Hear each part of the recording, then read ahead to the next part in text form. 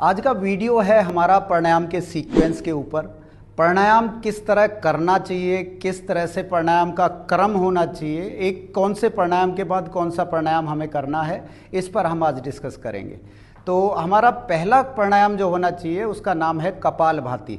Kapalbhati mainly हमारे detox के लिए किया जाता है, इस सिस्टम को, टॉक्सिन्स को बाहर निकालने के लिए। इस तरह से आपको बैठना है, कमर को सीधा रखना है, एक लंबा श्वास केवल एक बार भरेंगे, फिर आप केवल श्वास को बाहर फेंकने पर ध्यान देंगे। ये एक एक्सेल बेस्ड प्राणायाम है, यानी श्वास को बाहर फेंका जाता है। तो 100 बार हम करेंगे, 100 स्ट्रोक लगाएंगे। तो स्टार्ट करें, श्वास भरें, इनहेल और स्टार्ट करें कपालभाति।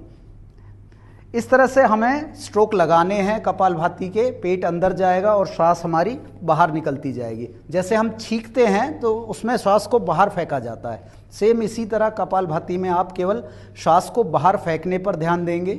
श्वास अंदर अपने आप जाएगा, आप केवल श्वास को बाहर फेंकने पर ध्यान देंगे। तो इसको आप कम से कम 3 राउंड इसके करें।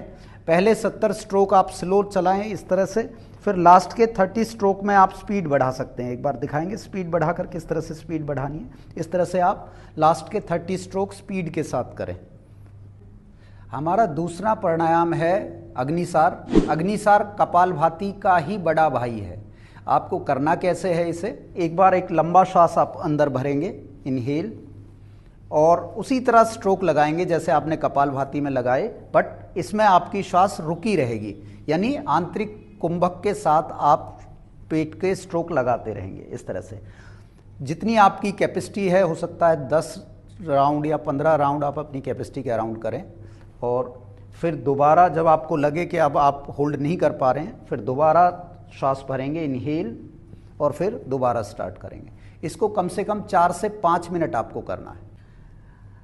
हमारा तीसरा प्राणायाम है अनुलोम विलोम प्राणायाम। अनुलोम विलोम प्राणायाम के लिए आप बैठ जाएं इस तरह से, कमर सीधी रखेंगे, अपने लेफ्ट हैंड की ज्ञान मुद्रा रखेंगे और राइट हैंड की पहली 2 उंगलियां मोड़कर अंगूठे के नीचे लगा लें और राइट नोस्ट्रिल को इस तरह से बंद कर लें। और लेफ्ट नोस्ट्रिल से आपको धीरे धीरे श्वास भरना है, सेंसेशन को महसूस करते हुए, इतना धीरे कि आपके आसपास भी कोई बैठा है उसको आवाज़ ना आए आपके श्वास की, साउंडलेस, एफर्टलेस।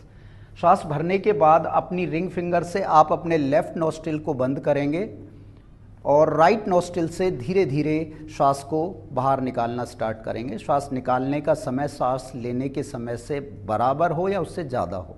फिर राइट नोस्ट्रिल से ही आपको श्वास भरना है उसी तरह, और फिर दोबारा अपने लेफ्ट नोस्ट्रिल से आपको श्वास को धीरे धीरे बाहर निकालना है। इस तरह से अनुलोम विलोम कम से कम 11 मिनट इसका आप अभ्यास करें।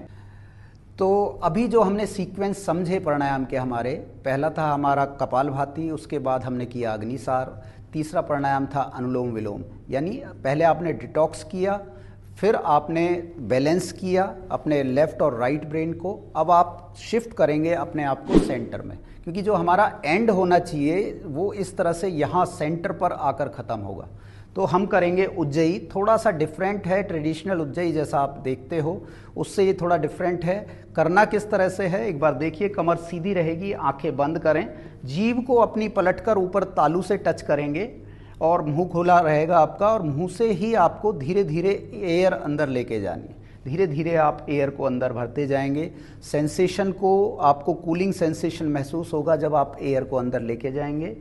और एयर भरने के बाद अब आप धीरे धीरे, थोड़ी देर के लिए होल्ड किया 2 सेकंड, फिर आप धीरे धीरे श्वास को बाहर निकालते जाएंगे। उज्जयी प्राणायाम का ये सिस्टमिक तरीका है जो आपके सेंट्रल नर्वस सिस्टम को एक्टिवेट करेगा, आपकी सुषुम्ना नाड़ी को, और इस तरह से हमारे प्राणायाम का एंड होना चाहिए। तो ये है एक्चुअल सीक्वेंस। अगर आप इस तरह से प्राणायाम करते हैं सभी इसी क्रम में, तो आपको अपनी डेली, जैसे आपने पहले प्राणायाम किया और आप इस क्रम में प्राणायाम करते हैं, तो आपको बहुत अधिक चेंज इसमें मिलेंगे, बहुत अच्छे बेनिफिट इसमें मिलेंगे। धन्यवाद, नमस्कार।